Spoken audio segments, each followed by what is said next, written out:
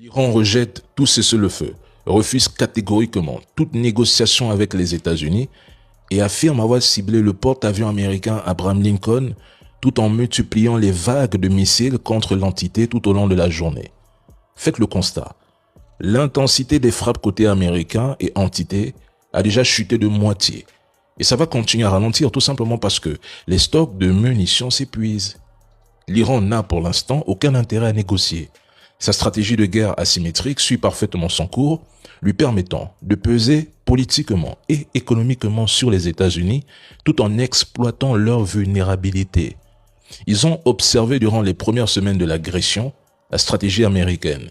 Et dans ce contexte, Washington se retrouve acculé à envisager une invasion terrestre. C'est la dernière carte parce que aucune bombe ne fera tomber ce gouvernement. L'Iran dispose d'un arsenal massif de missiles, de drones, de sous-marins intacts, renforcés par sa géographie monstrueuse et son poids dans les chaînes d'approvisionnement mondiales. Résultat, l'Iran a toujours eu un avantage stratégique brutal que même les médias de propagande commencent à admettre.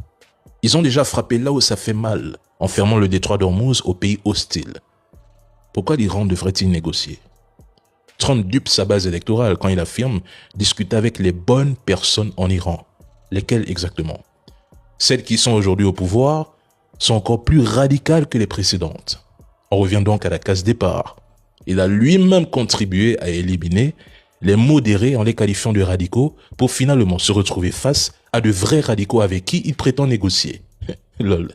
Néanmoins, que le régime, au bout de quasiment 4 semaines de frappe, soit encore debout, pardon, mais c'est une victoire pour le régime iranien.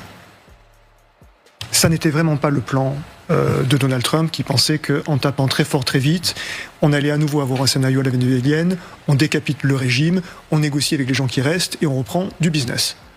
On n'est plus là-dedans. Si les États-Unis, comme ça semble être le cas, sont obligés de mettre boots on the ground, des bottes de soldats sur le sol, ça sera une défaite aussi.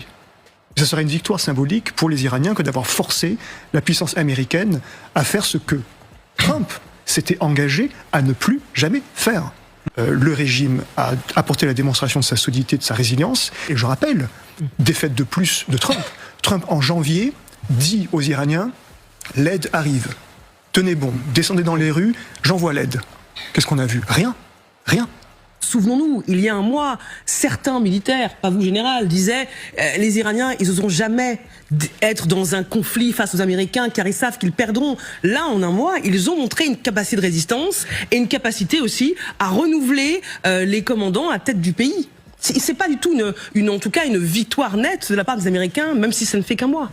J'ai arrêté depuis le 28 février de regarder qui bombarde le plus l'autre. Ça, c'est bon pour la communication et les émotions, pas pour comprendre une guerre.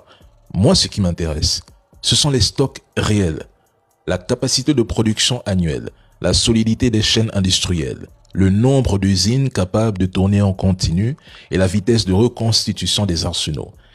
Et les États-Unis ont déjà un problème sérieux. Inutile même d'évoquer le cas de l'entité. Depuis le 28 février, je ne fais que le répéter. Gagner les premières batailles, frapper fort dès le début, éliminer quelques dirigeants ne signifie pas gagner une guerre sur la durée.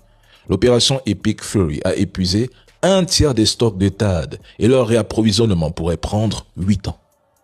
Les États-Unis et l'entité font face à une pénurie critique de munitions aussi bien pour leur capacité défensive que pour leurs opérations offensives. Cette guerre n'était pas censée durer un mois.